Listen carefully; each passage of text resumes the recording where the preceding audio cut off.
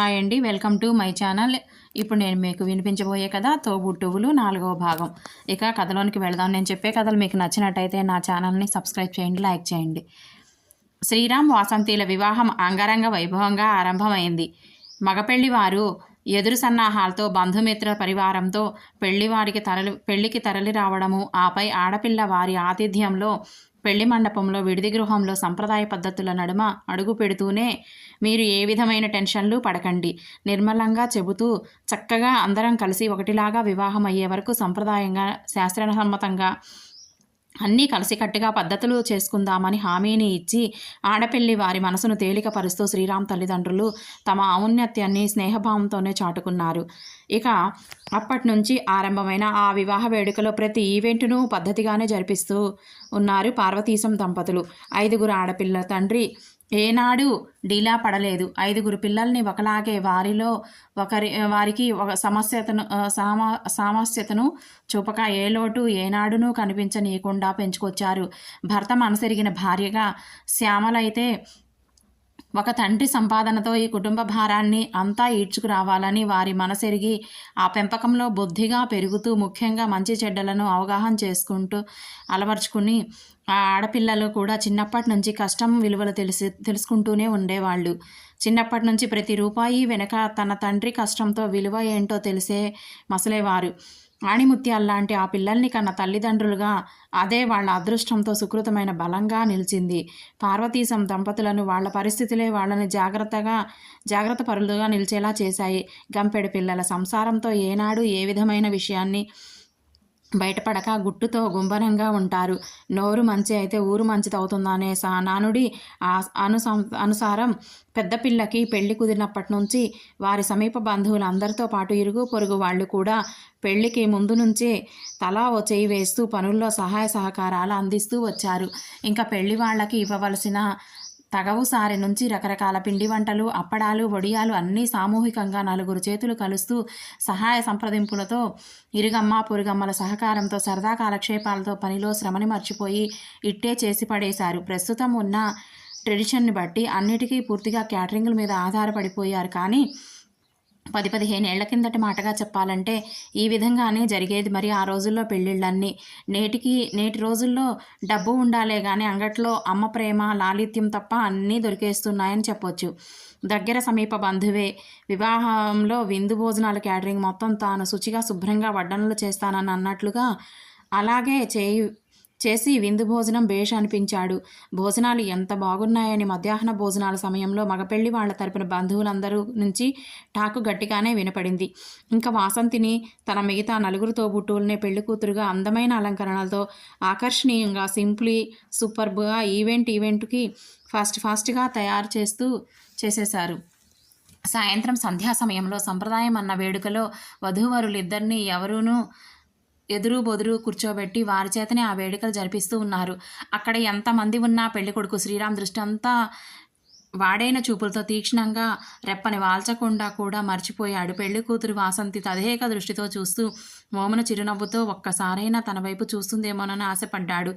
అందం అణకువ కలిసిన అపరంజి బొమ్మలాగా దగదగామని మెరిసిపోతున్న వాసంతిలో సిగ్గుతో కలిసిన అలజడి ఆరంభమై బిడియంతో భారమై కనులు ఎత్తటమే లేదు. ఆడపిల్లకి పెళ్లి కుదిరిందంటేనే చెప్పలేనంత సిగ్గుతో ముడుచుకుపోతారు కదా. దానికి సాయం పట్టుకొని 20 రోజులైనా లేనే లేదు. పెళ్లి చూపులు మొదలై పెళ్లి దాకా వచ్చేసింది.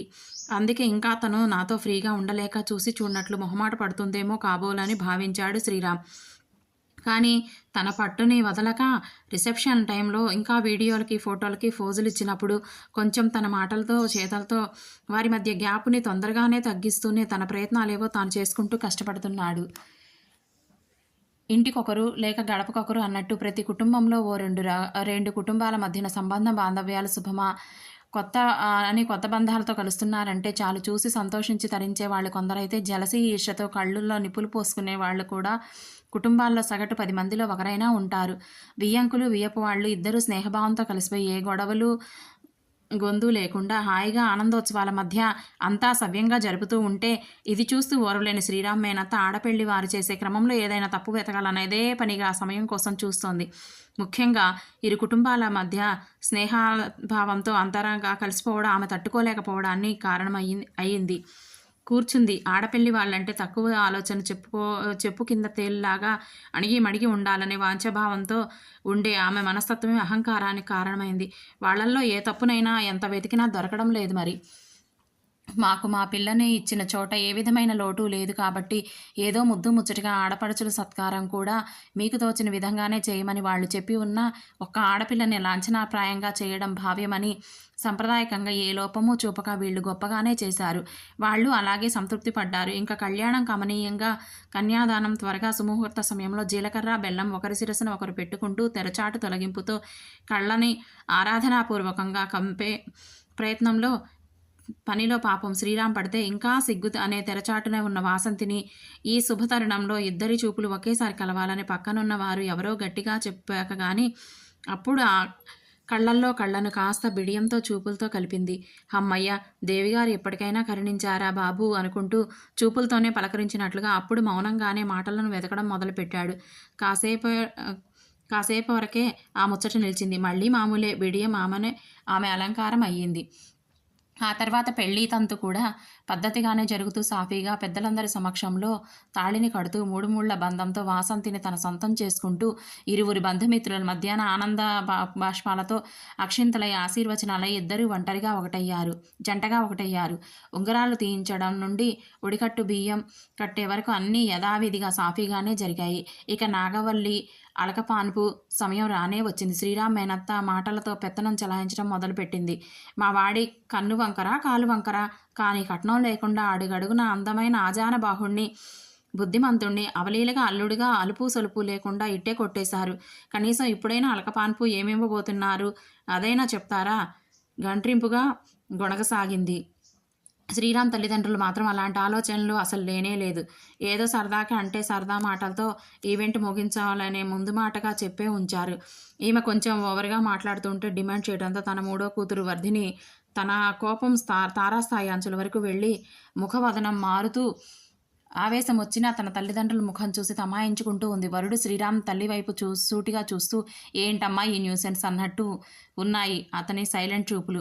కన్యాదాన సమయంలో తన చిన్న ఉంగరమైనా పెడితే చాలని, అదేనా మీ శక్తి కొలది అని చెబుతూ ఇంకా వేటికి ప్రత్యేకించి లాంఛనాలంటూ పెద్దగా ఏమీ అక్కర్లేదని పెళ్లి మాటల్లో ముందే అనుకున్నారు.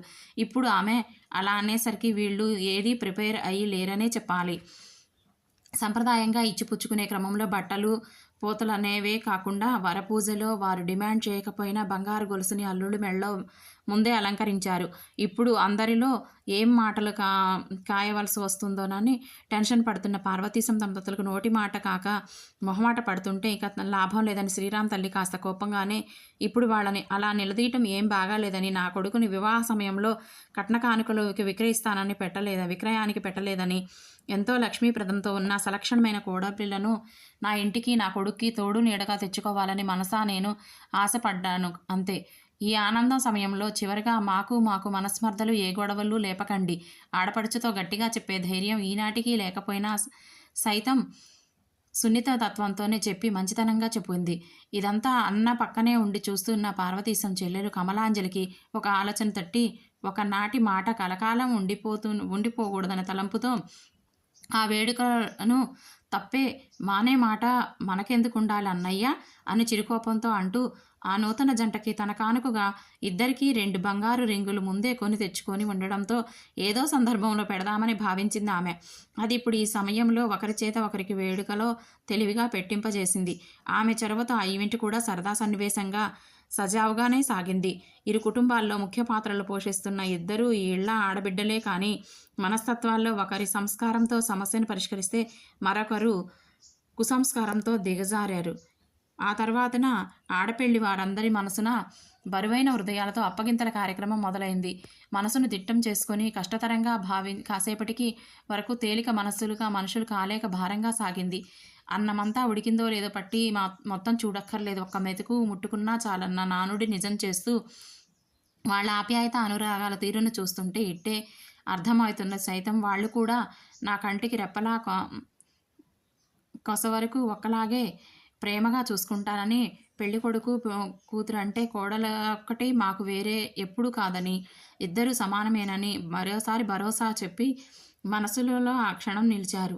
ప్రత్యేకంగా అలంకరణ పెళ్లి శోభతో కళకళలాడుతూ ఉట్టిపడుతున్న తమ గృహంలోకి నూతన వధువుల గృహప్రవేశం సంబరాలు అంబరాలను తాకుతూ ఆత్మీయ స్వాగతానికి పలుకుతూ మగపెళ్లి వాళ్ళ ఇంట్లో పెళ్లి తర్వాత సందడి ఆరంభమైనట్లే ఉంది. మరి ఇంకా తర్వాత విషయాన్ని నెక్స్ట్ పార్ట్లో చూసేద్దాం.